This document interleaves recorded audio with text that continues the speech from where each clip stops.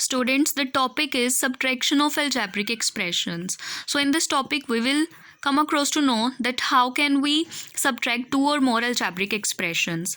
So we will understand this topic with the help of this example. Before starting this topic, let's understand the basic subtraction, which we all know already, right? If someone says subtract 3 from 5, which means we have to subtract 3 from 5, right? So the word that we will focus is from, right? From which we have to subtract what, right? So we will write 5 at the top and then we will write 3 just below 5 and then we will subtract this, we will get 2, right? This is the simple subtraction.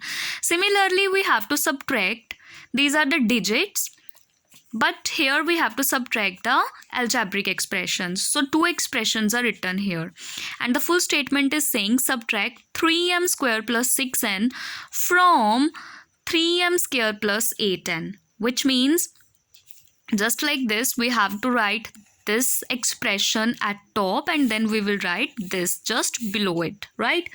So the rules are, first of all, we have to write the expression from which the other expression is to be subtracted, right?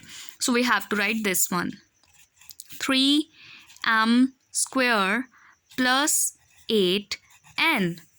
Then we have to write the expression which is to be subtracted. This is the expression to be subtracted, right?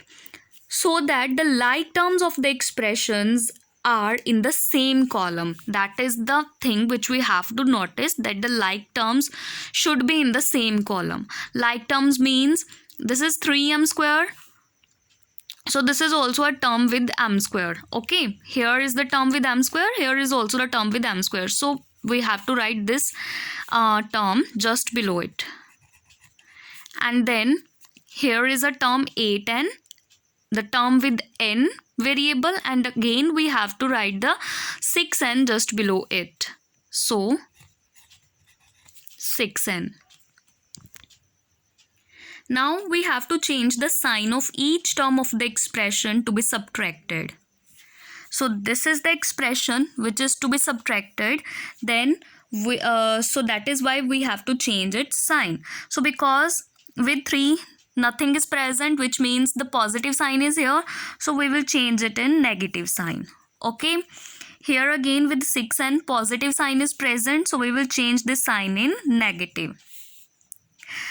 Then we have to apply the same rule which we have applied in case of addition. Okay, now we have these terms like 3m square, okay, same terms 3, and then we have minus 3 m square. Okay, so which means 3 minus 3, it will be 0. So now it is 0m square. Okay, next one is 8n minus 6n. Now we can't take this sign, this positive sign with 6n. We have to take the negative sign, okay, that we have changed.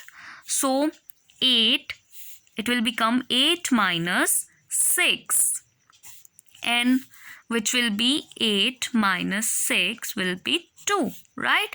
So this will be 2n, because from these two digits the 8 is the big digit, so we will write the sign of big digit, right? So it will become 2n, and the final expression will be 0m square plus 2n.